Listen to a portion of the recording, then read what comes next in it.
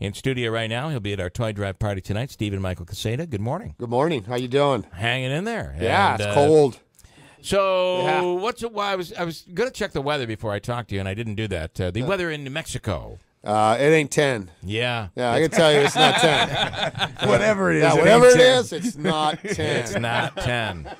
Yeah, it's cold. Yeah, it's more closer to my age. 54. So it is kind of funny when you, there's just something about getting off. So when you get on the plane, you know, it's, nice weather, and then you walk, and then you get off the plane, though, it's cold. We're in winter now, right? I'm a Okay. big golfer, so it's kind of slowed us down a little bit. Yeah. It's starting to come in. We're at 5,000 feet elevation, so we're high. Yeah. And so we get our snow. We get our winter. We only get 3 months of winter. Yeah. That's why I'm staying there. I don't blame you. Yeah, because I want to feel winter. I want to be a Yeah. part of the earth, but I also want a lot of summer. That's Yeah, right. And I don't want to live in L.A. either. So I got to tell you, it's almost like winter here lasts for so long. Yeah, I know. Especially when it starts early, which it has really this year. So. Is this early? Well, it's The been last cold few years for. it got cold in January, February. Yeah, Oh, we really? like So it's we like only had a for- very mild season. a mild December, and Yeah. we're not getting that this But year. it was cool to see the snow, though. Yeah. You know, you get off the plane and look out and see snow. I mean, Yeah. who's not a fan of snow?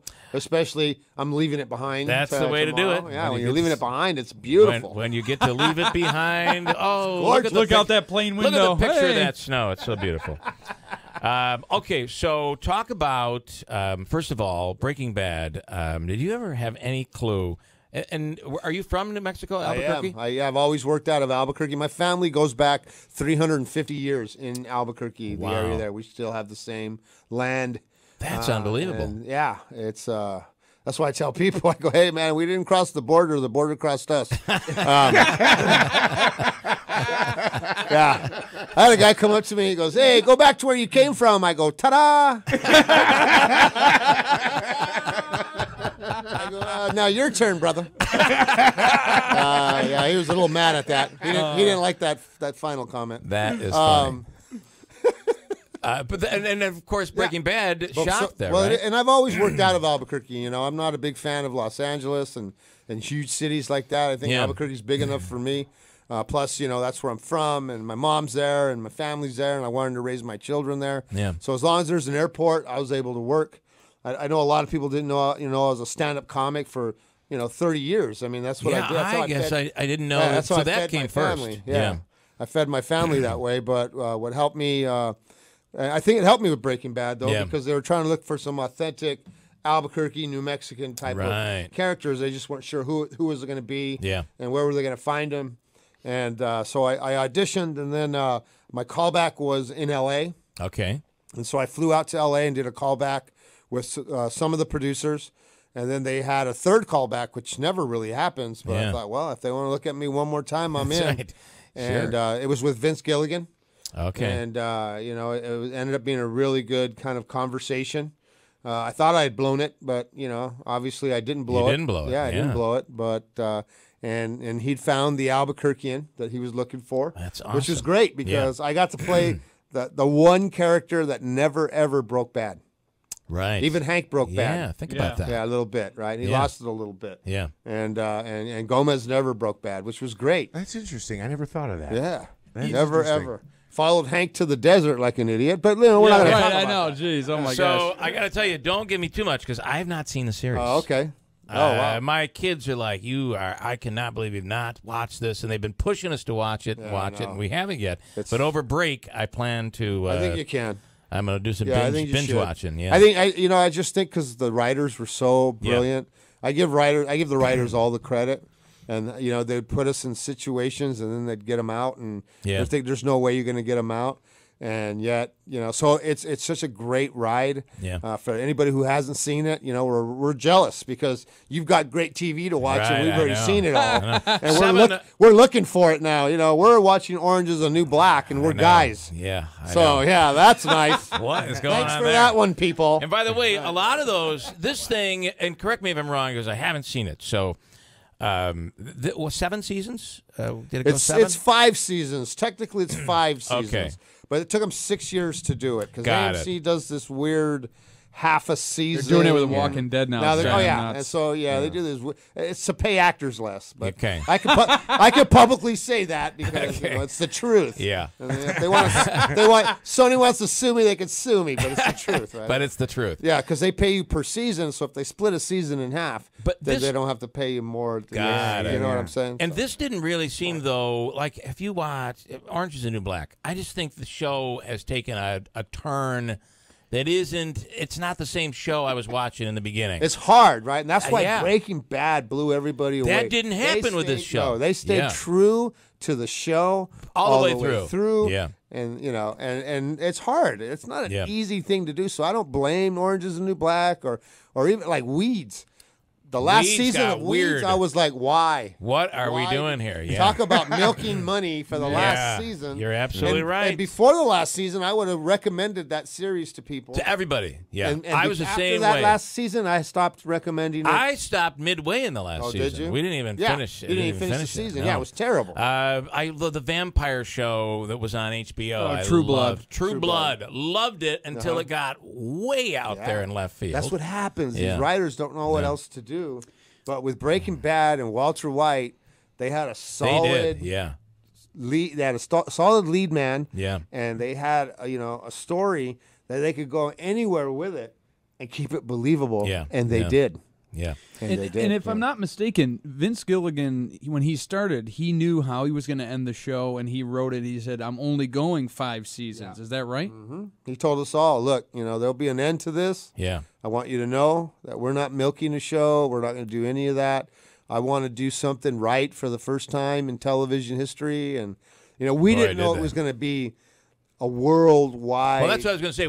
When you started, you had to be like, "Well, I've got this gig. Hope it goes well." Yeah, and look at what happened. Yeah, I mean, we didn't even really know until like season 3.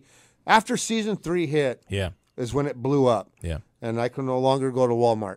And that's awful, isn't it? They were like, "Excuse me," and I'm like, "Oh, hey, what's happening, man?" All right, I have Wayne on the line here. Wants to ask a question. In studio right now, Stephen Michael Quezeda. He played Gomez on Breaking Bad.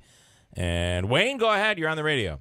Hey, I just wanted to say when I've talked so many people into watching it and they never regretted it. And when I started watching it, I mean, when I got towards the end and I didn't want to watch the last 3 episodes, that I went back and watched again, and then I watched again, and then finally I finished the last 3 episodes. It's like I kept myself away from it because it was so good. Yeah, didn't want it to go away. Didn't want it to end. It doesn't end for me. Yeah. That's pretty wild. So, Wayne, you should come out tonight, 5 to 7, over at the Yanandasas. The only thing we ask is you bring toys or make a cash donation, all right? Beautiful. Have a good day, guys. All right, man. Thanks. And you'll take pictures and all of that stuff. Yeah. By the way, you want to talk to Stephen? It's 315-736-0186 is our phone number. So tell us something that happened on the. So you're working on the set. Anything? Give us something that we might not know from behind the scenes. I don't know. There's so much. We were a family, and that's what was I think the greatest experience of that was to join a family and to work with in my opinion the best actors out there. Dean, my partners, we ended up being like brothers. We had so much in common. We both had a big love for golf. At the time we had younger children. That were in elementary school, middle school, and he had this, and we were kind of going through the same thing. And he, unlike I was a stand-up comic, he was an actor. Got it. And we both came from theater. From our roots was theater, and so we had so much in common when we met. But the first day I met him, they sent us to DEA training for a week. Really? To make it authentic. That's cool. And so, matter of fact, the DEA gave me and Dean an award. They flew us out, and they gave us an award for our portrayal. Wow. Because we did it honestly, and we made him human. It wasn't the typical cop partner terminology, this kind of that. I mean, we just wanted to be human beings and you can't be telling me Chips, Ponch, and what's his name weren't real. Come on, that would be terrible. Yeah, so anyway, yeah, that's why when you see the movie they made about him, makes sense. Yeah. It does. Totally makes sense. I'm oh, that's funny. That works. There we go. So I'm sitting at the DEA training, and I'm driving, and I guess I'm a big milk drinker, and for some reason I just wanted to pull over and get a a milk, and then I saw the bigger one, and I'm just gonna get the big one. So I got this big thing of milk. I don't know what I was thinking. So I go to the DEA, headquarters, and I come in, and you have to go through security and everything, and then I sit in this room, and I'm sitting there with this thing of milk, and all of a sudden the door opens, and then Bryan Cranston walks in with Dean, because Bryan decided that he wanted to go through the DEA training himself too. Yeah, wow. To know the other side, right? And I walk in, and I'm standing there with this thing of milk, and they both stand, and they look at me, and I'm sitting, and they're like towering over me, and he goes, "You kidding me? You're my partner, and you're drinking milk?" You know? And I go, funny. "Yeah, milk. It does a body good. You should try some." That is very funny. That could have come out Bryan of the show. goes, "Oh yeah, we got the team here." Got the right guy. Frank in Utica, you're on the radio. Go ahead, Frank. Hey, good morning. Absolutely love the show. Still binge watch it on occasion. And I am a science teacher. And I remember when Breaking Bad was huge, and all the kids were looking at me kind of strange because it was the science teacher, obviously Bryan Cranston, his role. But anyways, talking about spinoffs and how things kind of went crazy, I was really, really excited about the Better Call Saul and how all of this kind of tied in. And my wife and I got maybe 3 episodes into season 2, and we just couldn't watch it anymore.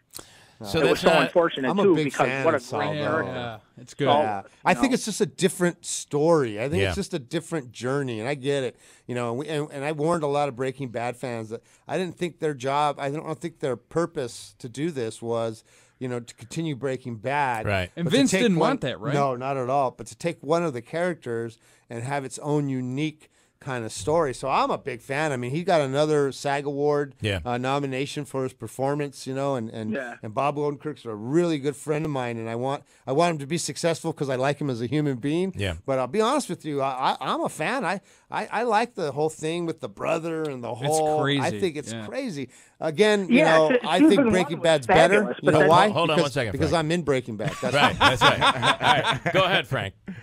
I was just saying season 1 was fabulous, but season 2 was just really, really slow to the point where we just kind of stopped watching it. I'll agree with you on, me and Bob had a conversation about season 2, and you're right. It was a little slower. They slowed down the process. Yeah. I think because they have an end game in mind. And so I thought that it's picking up now, and I'm excited to see where they go now. And one of my things with Better Call Saul is I don't think they do the half. Hey, Frank, thanks, and enjoy your day. So all right? Thanks a lot. All right. I think the issue is they're not doing that mid-season finale and then coming back in the winter. They're doing it like one half season, and then you got to wait like 8 months. Yeah. Matter of fact, they haven't even shot the next season. That starts in January. So Bob goes, "Hey, I'll be in January," because they film everything in Albuquerque. Yeah. So I'm the Albuquerque family, right? So anybody who comes in from the show, whether they're from Saul or whatever, they call me, "Hey, let's go have dinner." That's really cool. So, I have Mike asking if there's ever a chance that you would be on that show. Yeah, I would sure love you'd to. love that. I would love to. Yeah. One, again, like I said, I'm a big fan of Bob Odenkirk, so I'd love to be on his show. And 2, it would be cool because it was, give a little Gomez, appearance on Saul. I think people would dig that. Yeah. But I don't know if it wouldn't. I think the impact would be great if it was Hank and Gomez, though. Right. And not just Gomez. Yeah. So I don't think they can figure that out. Mm-hmm. Dean Norris is working. Yeah. Yeah, he's a big time working actor now. Yeah. Gomez. Yeah. It's back to comedy. You know how it is. Yeah. Hey, you're in Utica. I am.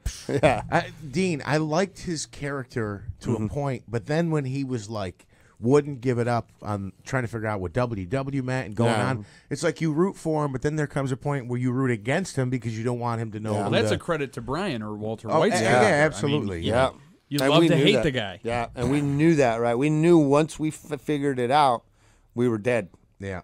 So every time we would read a script, we're like, whew. Yeah. We don't, and that's the interesting part. I think I think that's very interesting that people don't. We hear, but it doesn't sink in. That you guys wait, you get your script. A lot of times it's held back. Then, because they don't want, because people talk. Oh, yeah. So then you read, and you're like, I've made it to the next round. I did, and I only read my scenes. I wouldn't read any of the script. I'd flip through, and I'd see my name, boom, and then I would read that scene.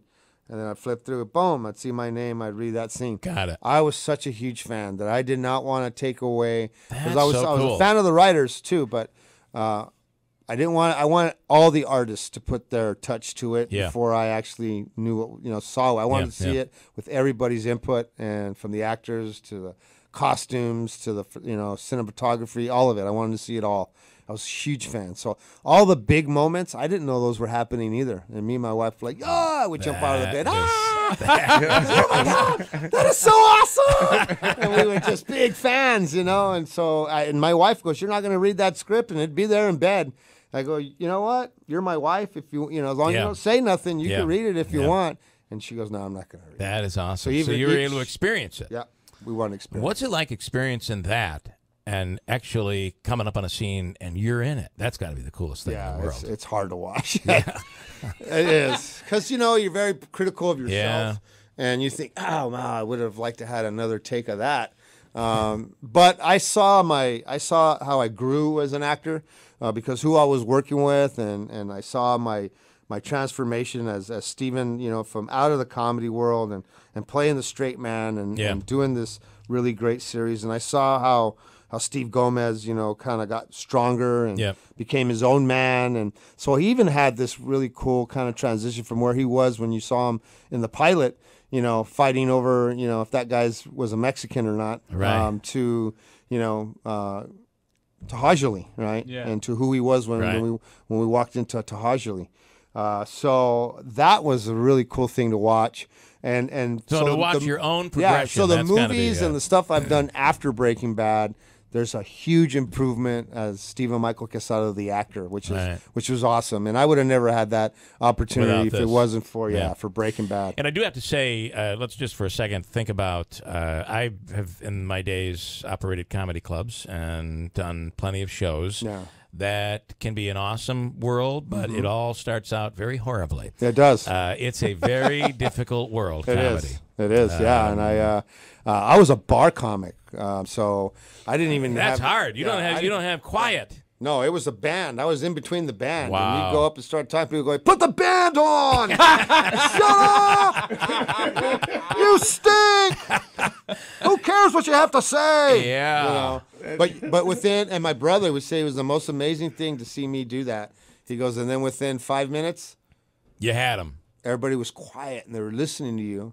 And then within 6 minutes, they're all laughing and having a good time. And then they forgot about the band. That's really cool. Right? And then a half hour later, you're saying thank you, good night, and getting off, walking by the bar owner, grabbing your money, and heading for the door. Yeah. Right? Did you travel as well? Did you do the circuit? And that's tough. The worst hotels. Well, I loved comedy clubs after that because I spent the first probably 4 or 5 years doing bar comic. And then I opened up for George Lopez, and then my life changed. Oh, wow. He went, "Wow, you'll never open up for me again, but I like you." And that's a huge compliment. Yeah, people who don't know, saying you don't overshine the headliner. And we both had that same Chicano comic style, so it wouldn't make no sense to go see a whole night of that, right? Yeah. So he would, he just kind of hooked me up with comedy clubs throughout the Southwest. And that you're right. All I did was the Southwest for all my career. I didn't have to go anywhere else. That's really cool. I had 2 gigs a month, 2 weeks a month, right? And the other 2 weeks a month, I was a gang intervention. I would pull kids out of gangs, and I was working in the community. And I had a whole other life too. It wasn't just comedy or acting, but I cared deeply about where I came from and the kids and the neighborhood that I grew up in, and I really wanted to make change and how to do that. And so, that journey is my other half of the life. And, now I'm a county commissioner, elected up. You were talking about who wants to be the leader of tomorrow. I don't know. I don't know that. Yeah. Because it's so brutal. It's so ugly I know it is that terrible. I don't know who wants to be the leaders of tomorrow. Who would want to put themselves through what you have to go through? I don't know. The ridicule and the polarization and everything is just so bad. Yeah, it's bad. And I didn't enjoy it at all. Yeah. And I'd lay there in bed, and my wife, she goes, "Are you all right?" And I go, "No, I'm not all right." Yeah.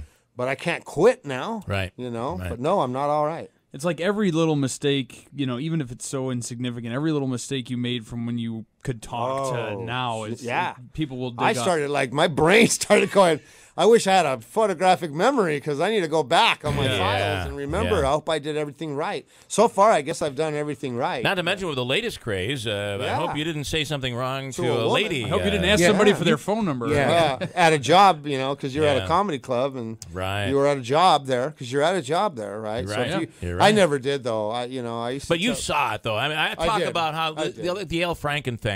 Yeah. No. To think that Al Franken was taking a picture like that doesn't surprise me. There's no surprise. No, that's that world. He thought he was being funny. Correct. Yeah. Or he would play it off as humor. Right. Right. And I never did that. I went to get paid. Right. Not laid. And leave. Yeah. I need to come home with that money. Yeah. Right? I had kids. I had an apartment. I had, because you know the comedy world. So I don't have to tell you, you need to come back with that money. That money is important to you. I have to tell you, there were the professional acts that would come in and exactly what you're talking about. You came in, your whole thing was about, I want to get paid. I'm going to sell my stuff out at the table when everybody leaves, and I'm going home. That's right. Then there was the crowd that came to party, and sometimes you had a hard time. You worried they were going to make it for the Saturday night show. You didn't think they were going to come back. Oh, yeah, they were, Yeah, we had a lot of that. Alive, actually. Just alive. Yeah, just being alive for Saturday night, And how much am I going to have to pay to the hotel because they just trashed the room? I mean, it was that like crazy. They're rock stars. I mean, you're a nerdy comic. Really? You're a rock star? I know. I mean, you finally found a venue where people would listen to you. I know. and you trash the hotel room? You got to be kidding me. It's crazy. Well, listen, it is awesome to talk to you. Stephen Michael Quezeda. He'll be in through the course of this morning. And, of course, tonight, people can come up. You'll take pictures and chat with them and talk about the series. Heck, I'd love to do that. All of that. We'll be at the Yanendasas from 5 till 7. It is open to the public. And all we ask is that you bring some toys. Yep. And when you talk about taking care of helping kids in Albuquerque, that's really what you're doing up here right now. Well, for all of us, right? Yeah. I'm an American, so we have to worry about how do we take care of us, neighborhood by neighborhood. And if we can all start looking at that and focusing on that, we can make real change. No doubt. Let's focus on what's happening outside our window. Let's not get distracted by, everything. By every single thing. Everything. Yeah, social media, all of it. Let's just start working on it. So, this is where it starts as our children. That's all we have. That's the real only natural resource we have in America. That's our children. Let's do it right. Love it. Stephen Michael Quezeda from Breaking Bad. We'll come back.